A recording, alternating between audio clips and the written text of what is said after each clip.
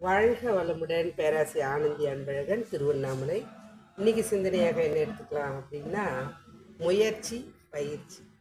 இன்னைக்கு நாலுணர் சிந்தனையிலேருந்து முயற்சி பயிற்சின்னு இன்னைக்கு நம்ம சிந்தனைக்கு எடுத்துட்டு போகிறோம். பொதுவாக பார்த்தீங்க அப்படின்னா, முயற்சியுடைய நிகழ்ச்சி அடையார் அப்படின்னு. முயற்சி தன் மெய்வருத்த கூலி தரும்னு திருவள்ளுவர் சொல்லியிருக்காரு. அப்போ முயற்சி செஞ்சாதான், ஆனால் பயிற்சி செய்தாதான் நம்ம தேர்ச்சியே அடைய முடியும். சரி, அதுக்கு சுவாமிஜி என்ன சொல்கிறாருங்கிறது நமக்கு தெரிஞ்சுக்கணும். தன் தகமை, திறமை, தவறு, தேவை இவற்றை சரியானபடி கணித்து கொண்டு சிந்தனையோடு திட்டமிட்டு விடாமுயற்சியோடும் வினையாற்றினால் வெற்றி நிச்சயம். அப்போ என்னென்ன பண்ணுங்க, நம்ம தகமையை நம்மளை பற்றி புரிஞ்சுக்கணும், திறமையை வளர்த்துக்கணும். அப்போ என்னோடய தவறை திருத்திக்கணும். நான் திருத்தினாதான் அடுத்த நிலைக்கே போக முடியும். அப்போ தேவைகளை இயன்ற வழக்கு வேணுன்றதை மட்டும் தேவைக்கு மட்டும்தான் இருக்கும், அளவுக்கு மிஞ்சக்கூடாது.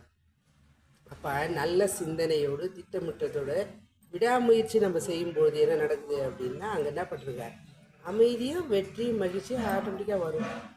அப்போ அதுக்கு பயிற்சி எடுத்தால் தான். அதை சொல்லுவாங்க, முயல் ஆமையால் தோற்றுறது அப்படின்வாங்க. முயல் எதால் தோற்றுறது? ஆமையால் தான். ஆனால் அதை ரெண்டு சேர்த்து சொல்லும்போது நாங்க முயலாமையால் தோற்றுறது எடுக்கலை. நம்ம ஜெயிச்சிரும்ன்ற அந்த நம்பிக்கையில் என்ன பண்ணிச்சிங்க, தவறு செஞ்சிச்சு. தன்னம்பிக்கை அளவுக்கு அதிகமாக வந்துச்சு.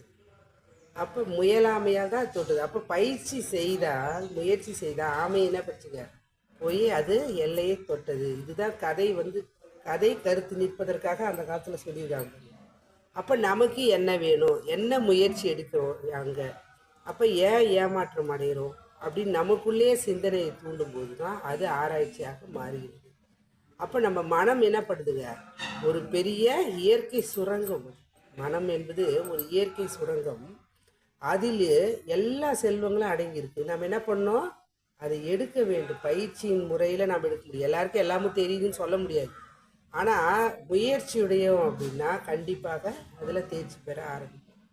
ஆனால் நாம் என்ன பண்ணுறோம், சராசரி வாழ்க்கையில் இன்பம் துன்பம் சிக்கிக்கிட்டு சூழலில் என்ன பண்ணுறோங்க, அதில் நம்ம தவிச்சு வாழ்க்கையை தொலைச்சி நிற்கிறோம். அப்போ அந்த நிலை இல்லாமல் வாழ்க்கையில் தொலைச்சி நிற்காம நாம் என்ன பண்ணுங்க, பயிற்சி பயிற்சி பயிற்சி. அதை சுவாமி சொல்லுவார், உடற்பயிற்சி, மனப்பயிற்சி, காயக்கல்ப பயிற்சி எல்லாமே பயிற்சி தான். டெய்லி செய்யணும். உடலை சுத்தப்படுத்த உடற்பயிற்சி செஞ்சு ஆகணும். அழகாக சொல்லுவார் பாருங்க சுவாமிஜி, பாத்திரத்தை துலக்குவது போல அப்படின்வார். அப்போ பாத்திரத்தை ஏன் துலக்கி வைக்கிறோம் அப்படின்னா, டெய்லி அதை யூஸ் பண்ணுறோம். அதை வாஷ் பண்ணி வைக்கும்போது தான் நம்ம அடுத்த நாள் அதை யூஸ் பண்ணுவோம். இப்போ பால் வாங்க போகிறோன்னா கூட பாத்திரம் அப்படி தான் இருக்குதுன்னா கூட நம்ம என்ன பண்ணுறது, ஒரு கழுவிட்டு தான் நம்ம வாங்குறோம். அது ஒரு பாத்திரத்துக்கே அந்த முக்கியத்துவம் கொடுக்குன்னா, இந்த உடல் என்பது என்னங்க, உயிர் ஏறும் ஒரு வாகனம். அழகாக சொல்லுவார் சுவாமிஜி. அப்போ இந்த வாகனத்தை நான் சரியாக வைத்து கொண்டவன் தான் நான் சிறப்பாக அமைய முடியும். 30 வருஷமாக நான் இதில் இருக்கிறேன் அப்படின்னா பயிற்சி தான். பயிற்சி செய்து செய்து என்றைக்கு மனவளக்கலையில் உள்ள நுழைஞ்சோமோ அன்றைக்கே அந்த பயிற்சி கொடுத்தாங்க. அன்றைக்கே ஆரம்பித்தேன், ஆனால் நம்பலை. இது ஒரு பயிற்சியான்னு நினச்சேன். ஏன்னா இந்த உடற்பயிற்சி அவ்வளோ ஒரு எளிமை, இதை விட எளிமையை யாரும் சொல்லித்தர முடியாது.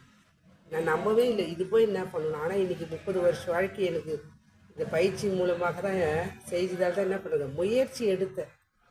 நமக்காக ஒரு அரை மணி நேரம் ஒதுக்கூடாது. இப்படி எல்லாரும் தான் நம்ம எடுத்த முயற்சி எடுத்தவர்கள் அனைவருமே இன்றைக்கி நல்ல நிலையிலுமே இருக்காங்க. ஏன்னா கருத்தொடராக வரக்கூடிய அப்பா அம்மாவுக்கு வரக்கூடிய வியாதி, சுற்றுப்புற சூழ்நிலை, நாம் செய்கிற தவறுகள், இது எல்லாமே நம்மளை தாக்க தான் செய்யும். ஆனால் அதெல்லாம் நம்ம ஜெயித்து நம்ம நிற்கிறோம் அப்படின்னா, முயற்சி செஞ்சோம், பயிற்சி செஞ்சோம், இன்றைக்கி தேர்ச்சி அடைகிறோம்.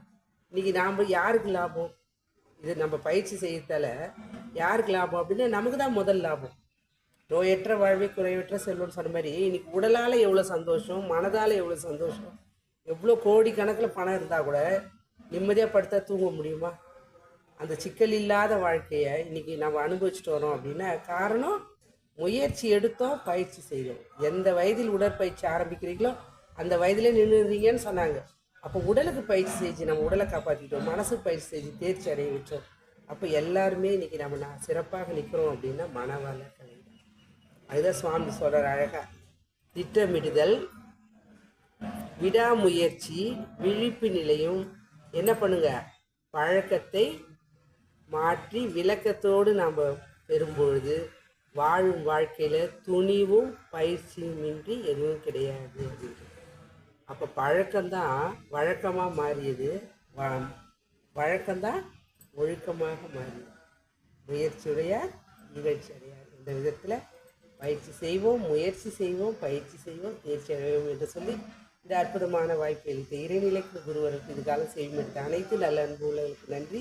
மீண்டும் சந்திப்போம், சிந்திப்போம். வாழ்க வளமுடன்.